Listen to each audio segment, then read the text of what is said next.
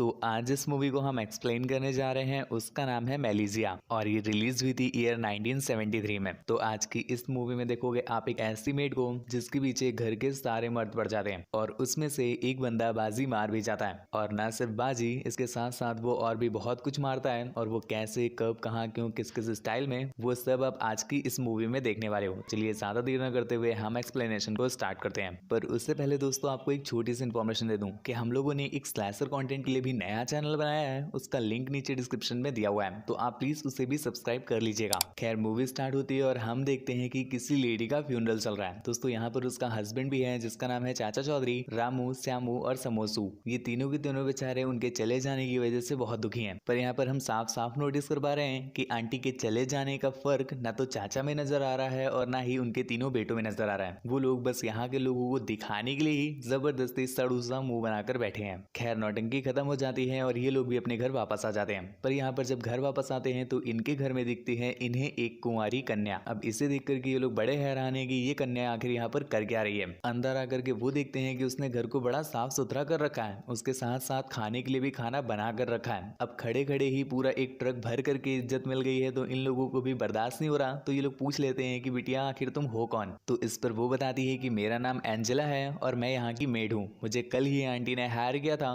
और आज ही आंटी ने बट ली। यहाँ पर वो तीनों इसे यहाँ पर देख करके बड़ा रिलीफ फील करते हैं कि चलो काम नहीं करना पड़ेगा। जिसके बाद एक दो दिन बीत जाते हैं और हम देखते हैं कि एंजेला उनका घर बहुत अच्छे से संभाल कर रख रही है। इस बीच जो उनका सबसे छोटा बेटा है श्यामू, वो भी बेचारा थोड़ा सा खुश रहने लगा है क्योंकि एंजेला उसकी इतनी केयर करती है कि वो अब धीरे धीरे अपनी मॉम को भूल रहा है। और ना सिर्फ वो ही, उसके साथ साथ घर के सभी लोग उससे बहुत खुश हैं। खैर इसी बीच हम एक आंटी को देखते हैं जिनका नाम है श्रीमती कैरलो देवी। तो यहाँ पर जो कैरलो देवी है अर्थात कैरलो, वो चाचा चौधरी को किसी तरह से फंसाना चाहती है क्योंकि वो ठहरे एक बड़े बिजनेसमैन और यहाँ पर अगर अंकल जी पट गए तो कैरलो देवी की तो जिंदगी बन जानी है। पर यहाँ पर चाचा तो पटने का नाम नहीं ले रहे हैं, परंतु यहाँ पर अपना जो समोसू है उसका इंटरेस्ट अब आंटी की तरफ बढ़ने लगा है। और ये चीज हम देखते हैं कार में जब वो उनके साथ जा रहा था। यहाँ पर उसकी निगाहें तो कुछ और देख रही थी परंतु उसकी उंगलियां कहीं और जा रही थी। आंटी भी इस चीज को नोटिस करती है परंतु वो उसे कुछ कहती नहीं। अगले दिन एंजेला ने ऐसा अनुभव किया कि उसके कोट में एक पुष्प रखा हुआ है। जब वह उसे निकाल करके अपने नेत्रों से दर्शन करती है तो वो अति चिंतित हो जाती है कि ये पुष्प आखिर रखा तो रखा किसने। परंतु इतना ही अधिक नहीं था कि इतने में ही अपना समोसू टूटी हुई टांग लेकर चला आता है। टूटी हुई नहीं कहेंगे, घायल कहेंगे, क्योंकि अभी अभी ही फुटबॉल खेलते हुए एक कांच का टुकड़ा उसके पैर में चला गया।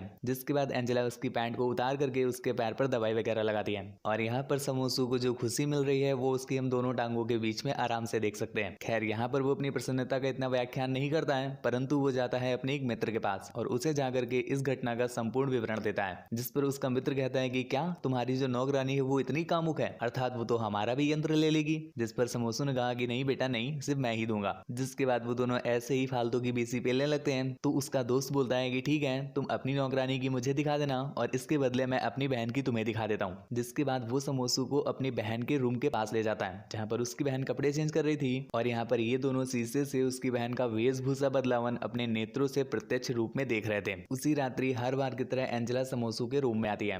जो तुम सोच रहे हो वो नहीं, क्योंकि यहाँ पर समोसू के साथ ही उसका भाई श्यामू सोता है। तो जिस तरह से तुम रात में चद्दर गंदा करते हो उसी तरह से बेचारा छोटा श्यामू अपना बिस्तर गंदा कर देता था। इसीलिए अंजला रात में आकर के चेक करती थी कि कहीं श्यामू ने बिस्तर तो नहीं गंदा कर दिया। और इसी बात का अनुमान लगाने के लिए जब वो उसके कक्ष में आती है तो यहाँ पर फिलहाल श्यामू ने तो बिस्तर नहीं गंदा किया था परंतु उसके जाने के बाद अपने समोसू की पैंट जरूर गंदी हो जाती है क्योंकि वो आई यहाँ पर अपनी नाइटी पहनकर थी। इसके अगले ही दिन एंजेला छुप करके देख लेती है कि आखिर उसके कोट में पुष्प रखता कौन है। यहाँ पर पकड़ा जाता है अपना समोसू जिसकी ठरक का लेवल बहुत ऊपर चढ़ चुका है और वो किसी भी तरह से एंजेला की प्राप्त करना चाहता है। और अपना समोसू दूसरी तरफ बैकअप प्लान लेकर भी चल रहा है क्योंकि वो अक्सर अपने उस मित्र के घर जाया करता था, उसे अपनी और एंजेला की बनावटी कहानियां सुनाया करता था और इस बात के बदले उसका मित्र अपनी बहन को उसके हाथों में सौंप देता है। अब फिलहाल तुम यही सोच रहे होगे कि समोसू कितना बड़ा ठरकी है, तो मेरे भाई ऐसा नहीं है। आखिर समोसू आया भी तो कहां से है, अपने पिता से। तो उसके पिता भी परम ठरकी हैं। यहाँ पर वो अखबार पढ़ने के बहाने एंजेला के अंग प्रत्यंग को निहारा करते हैं परंतु अभी अपने चाचा चौधरी इस बात को लेकर के अति चिंतित हैं कि एंजेला का कोई पूर्व प्रेमी ना हो। जिस पर बातों ही बातों में वो एंजेला से इस प्रश्न को पूछ लेते हैं जिसके उत्तर में एंजेला ने कहा कि उसका कोई भी प्रेमी नहीं है। अब जब उन तीनों ने ये सुना तो उनकी प्रसन्नता उनके मुख एवं उनकी पैंट दोनों पर हमें साफ साफ दिखाई देती है। खैर अब उन तीनों को ही हरी झंडी मिल चुकी है तो सबसे पहला प्रयास करता है अपना रामू जो उसे घर में छेड़ने का प्रयत्न कर रहा था परंतु इतने में ही अपना समोसू आ गया जिसे पता नहीं ऐसा ऐसा क्यों लगता है कि वो सुपरमैन है। तो वो यहाँ पर उसको बचाने के लिए जाता है, जिस पर उसकी गंदी तोड़ी जाती है। अब वो यहाँ पर पिल पल के रामपाल बन चुके हैं, तो वो बेचारे शांति से अपने रूम में लेटे होते हैं। यहाँ पर एंजेला को लगता है कि बेचारा मेरे ही चक्कर में ठूसा गया है, इसलिए वो उसके पास जाकर के उसका आत्म मनोबल बढ़ाती है और उससे ये भी बता देती है कि हाँ, मुझे पता है समोसू, तुम ही हो वो जो मेरे कोट में पुष्प रखते हो, परंतु इस बात से मुझे कोई भी समस्या नहीं है। इवन मैं तो तुम्हें इस बात के लिए और प्रोत्साहित करूंगी। उसी रात्रि सबसे बड़ा भ्राता यानी अपना रामू वो एंजेला के कमरे में जाता है ताकि वो उसके साथ पेलन कार्यक्रम का आयोजन कर सके, परंतु इतने में ही अपना सबसे स्मार्ट बॉय समोसू उसे देख लेता है, जिसके बाद वो कुछ कर पाता, परंतु इतने में ही उसके नेत्र पड़ते हैं अपने पिता पर, जो स्वयं बिल्कुल बन ठन करके लाली लिपस्टिक लगा करके खुद जा रहे थे एंजेला के कक्ष में ताकि वो भी उसके साथ पेलन कार्यक्रम का परम सुख उठा सके। हालांकि यहाँ पर गौर करने वाली वार्ता यह है कि उन तीनों को ही नहीं पता है कि वो तीनों के तीनों एंजेला पर दिल हार बैठे हैं, परंतु अपना समोसू ही है जो उन सबका जानता है। जिसके बाद वो अपनी बाबू एंजेला के छेद की रक्षा करने के लिए एक कदम उठाता है और कदम उठाने के बाद वो एक ग्लास उठाता है और ग्लास को विंडो में दे मारता है, जिसके बाद वहां का सिक्योरिटी अलार्म बज पड़ा और सभी को ऐसा लगने लगता है कि मानो उनके घर में चोर आ घुसे हो। जिसके बाद जल्दी से पुलिस को बुलाया जाता है, परंतु पुलिस की छानबीन के बाद ऐसा कोई भी सूत्र नहीं मिलता जिसके थ्रू वो ये जान सके कि यहाँ पर चोरों का आगमन हुआ था। इसलिए पुलिस वहां से जाने लगती है, परंतु इतने में ही चाचा चौधरी के दिमाग में पता नहीं कहां से ये बात आ जाती है कि शायद चोर नहीं होंगे, उनकी मरी हुई पत्नी की आत्मा होगी, क्योंकि हो सकता है कि उनकी धर्म पत्नी ना चाहती हो और शायद इसी कारण बस वो उन्हें रोकने के लिए आई होंगी। खैर, अपनी धर्म पत्नी को अपने से दूर चले जाने पर भी अपने चाचा चौधरी को कोई भी दुख नहीं हुआ था, तो उनके वापस आने पर घंटा दुख होगा, इसलिए वो डिसाइड करते हैं कि वो एंजेला का पीछा नहीं छोड़ेंगे। जिसके बाद वो अगला प्रयत्न करते हैं एंजेला से शादी करने का, पर एक समस्या थी कि यहाँ पर समोसू उपस्थित था। अब उसकी उपस्थिति में इस तरह का कोई निर्णय तो लिया नहीं जा सकता, तो चाचा उसके गमन के लिए एक उपचार निकालते हैं और समोसू से कहते हैं कि तुम जाओ करोल देवी आंटी के पास और उनके पास से कुछ सामान है उसे वहां पर पहुंचा कर आओ। यहाँ पर समोसू अपने पिता की आज्ञा को तो टाल नहीं सकता था, परंतु वो समझ रहा था कि उसके पिता के मन में आखिर चल क्या रहा है, इसलिए वो अपने ठरकी मित्र से कहता है कि तुम जाओ और मेरे घर में नाक बन के बैठ जाना, जब तक मैं वापस ना जाऊं तब तक तुम उठना नहीं, ताकि मेरे पिता एंजेला के साथ विवाह का प्रस्ताव रख ही ना पाए। खैर, यहाँ पर हम कोरेलो देवी के ग्रह का दृश्य देखते हैं। यहाँ पर कोरेलो देवी भी मियां खलीफा से कम नहीं है, यहाँ कतई वो स्टेप मॉम वाला सारा कोर्स करके आई है। जिस तरह से वो समोसू को आमंत्रित कर रही थी अपने वर्टिकल होठों को चटवाने के लिए, जिससे हमें साफ साफ समझ आ रहा है कि आंटी बिना मूंगफली खाए मानेंगी नहीं, परंतु यहाँ पर इनका कुछ इंतजाम हो पाता। इतने में ही वो ठरकी मित्र पुनः वापस आ गया और उसने समोसू से कहा कि तुम्हारे जो पिता हैं उन्होंने तुम्हारे घर से मुझे डांट करके भगा दिया है। ये बात जब समोसू सुनता है तो जल्दी से आंटी को करता है साइड में और शीघ्र भागता है अपने घर की तरफ, परंतु उसके यहाँ पर पहुंचने से पहले ही देरी हो चुकी थी, क्योंकि उसके पिता ने अपनी शादी का प्रस्ताव एंजेला के सामने रख दिया था। इस बात पर एंजेला भी ना करने नहीं वाली थी, क्योंकि वो बहुत धनी थे और धन किसको नहीं प्यारा, परंतु यहाँ पर बाहर खड़ा अपना समोसू ये सब कुछ सुन रहा है। जिसके अगले ही दिन अपने चाचा चौधरी पहुंच जाते हैं अपनी मॉम के पास, अर्थात समोसू की दादी माँ। यहाँ पर चाचा चौधरी किसी तरह से समोसू की दादी माँ को मनाने की कोशिश कर रहे हैं कि वो इस विवाह के प्रस्ताव पर अपनी हामी भर दें, परंतु यहाँ पर दादी उसके विवाह का प्रस्ताव मानती ही नहीं और उसे समझाते हुए कहती है कि बेटा, आखिर ऐसा क्या हो गया कि तुम्हें एक तुच्छ दासी से विवाह करना पड़ रहा है। यहीं पर कक्ष के द्वार पर खड़ा अपना समोसू ये सब कुछ साफ साफ सुन रहा था, तभी उसके मस्तिष्क में एक खुरापाती विचार ने जन्म लिया और वो वहीं पर खड़े खड़ा करके यह प्लान बना लेता है कि वो किसी भी तरह से ऐसा सिद्ध कर देगा कि जो उसकी स्वर्गवासी माता है, उनकी जो आत्मा है, वो यह नहीं चाहती कि उसके जो पिता है वो दूसरी शादी करें। यदि ऐसा सिद्ध हो गया तो कोई भी नहीं है जो इनकी शादी करवा सके। जिसके बाद उसी रात समोसू जाता है अपने सबसे छोटे भ्राता अर्थात श्यामू के पास। श्यामू जो कि गहरी निद्रा में लीन था, तो वो उसे जगा करके बोलता है कि हे भ्राता, कहाँ गई तुम्हारी मातृभक्ति? तुम्हें अपनी माँ से प्रेम नहीं? क्या तुम्हारी माँ इतनी बुरी थी कि तुम उनके जाने के बाद किसी दूसरी कन्या को अपने माँ स्वरूप स्वीकार कर लोगे? एक बार तुम विचार करके देखो कि ऊपर स्वर्ग में बैठी हमारी माता को जब ये बात पता चलेगी तो उन्हें कितना दुख होगा।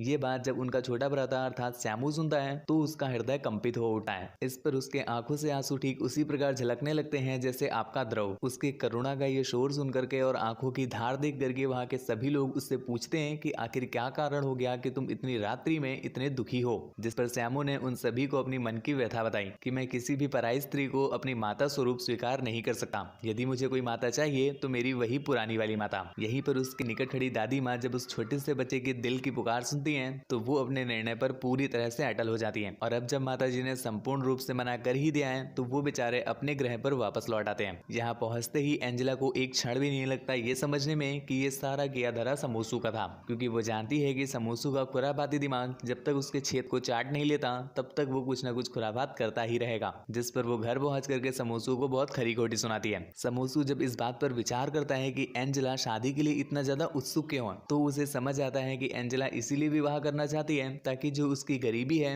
वह मिट सके और वो भी एक धनी व्यापारी की अर्धांगिनी बन सके। यहाँ पर अब समोसू के पास मौका था, क्योंकि वह यह समझ चुका है कि एंजेला कभी भी उसके पास से नहीं जाने वाली, अर्थात वो आई ही इसीलिए है ताकि वह धनी बन सके। तो वो उसकी इस बात का फायदा उठाना प्रारंभ कर देता है, जिसके बाद हम देखते हैं कि समोसू के जो नेत्र हैं और जो उसकी हरकतें हैं दोनों ही कतई ठरकता से काम कर रही हैं। जब उसका मन करता है तो वो उसके पास आता है और पीछे पट्ट से मारकर भाग जाता है। यदि उसका मन करता है तो वो उसके पॉम पॉम दबाकर भाग जाता है। यदि उसका मन करता है तो वो उसके साथ उलुल जुलुल हरकतें करना भी प्रारंभ कर देता है। यहाँ पर अपनी एंजेला इस बात का कदापि विरोध नहीं करती, क्योंकि उसे पता है कि यदि उसे इस घर में स्टे करना है तो उसे समोसू की बात माननी पड़ेगी। यदि वह उसकी बात का विरोध करती है तो समोसू एक बार फिर से उसकी शादी को किसी तरह से टलवा देगा। खैर, ये सिलसिला कुछ समय तक कार्यरत रहता है और कुछ समय के बाद समोसू भी एंजेला से प्रसन्न हो चुका है और वह ऐसा निर्णय ले लेता है कि वो अब अपने पिता की शादी उससे करवा देगा। इसी चलते एक दिन समोसू जब एंजेला के साथ उसके गृह में अकेला था, तभी उसके घर का विद्युत कटन हो जाता है और यहीं पर हमें ज्ञात होता है कि एंजेला को अंधकार से अति भय है। उसके इस भय का लाभ उठाते हुए हमारा समोसू उसे अंधकार में ही भयभीत करने लगता है। जब एंजेला अति भयभीत हो जाती है तो वो समोसू से कहती है कि प्लीज तुम मुझे भयभंत करना बंद करो। तो समोसू उससे कहता है कि ठीक है, मैं तुम्हें भयभीत करना तो बंद कर दूंगा,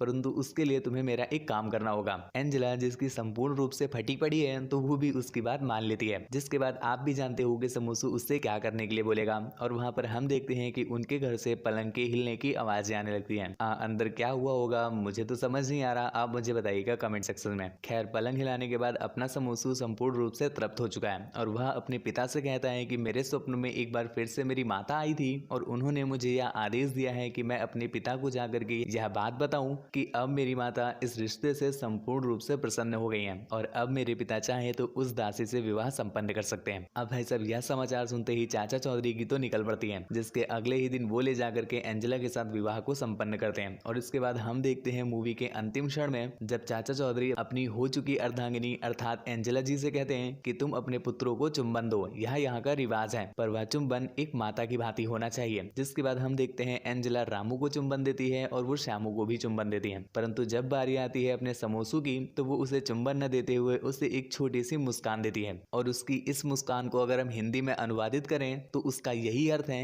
कि वो कह रही है राजा अभी चुंबन रहने दो। और इसी संदेश के साथ यह मूवी भी यहीं पर समाप्त हो जाती है। यदि आपको हमारा यह चलचित्र पसंद आया हो तो लाइक बटन पर क्लिक करके आप हमें यह अवगत जरूर करा दें। नीचे कमेंट का कक्ष दिया हुआ है, वहां पर आप कमेंट अवश्य कीजिएगा कि आपका नाम क्या है, या नाम भले ही मत कीजिएगा परंतु आप अपने शहर का नाम अवश्य दर्ज कीजिएगा, जिससे हमें यह ज्ञात हो सके कि हमारी यह जो वीडियो है वह किस किस क्षेत्र में प्रसारित हो रही है। इसके उपरांत आप हमारे चैनल को अवश्य सब्सक्राइब कर लें, क्योंकि ऐसी ही और भी ज्यादा टपाटप वाली वीडियोस आपके पास आती रहेंगी। यदि आप और भी ज्यादा वीडियोस को देखना चाहते हैं तो आप हमारे द्वितीय चैनल को भी सब्सक्राइब कर लें, उसका लिंक नीचे डिस्क्रिप्शन बॉक्स में दिया गया है। यदि आपको मारकाट वाली अर्थात स्लैशर मूवीज भी भाती हैं तो आप एक कार्य कीजिए कि आप हमारे नए वाले चैनल को भी सब्सक्राइब कर लीजिए, उसका भी लिंक नीचे डिस्क्रिप्शन में दिया हुआ है। यदि आप मेरा मुख देखना चाहते हैं या फिर आप मुझसे कुछ वार्तालाप करना चाहते हैं या फिर आप चाहते हैं कि मैं आपकी पसंदीदा किसी मूवी का अनुवादन अपने इस चैनल पर अपलोड कर दूं, तो आप मुझे आकर के इंस्टाग्राम पर अवश्य बताइएगा, लिंक उसका भी नीचे डिस्क्रिप्शन में दिया हुआ है। हमारे हृदय की गहराइयों से आपकी गहराइयों को धन्यवाद।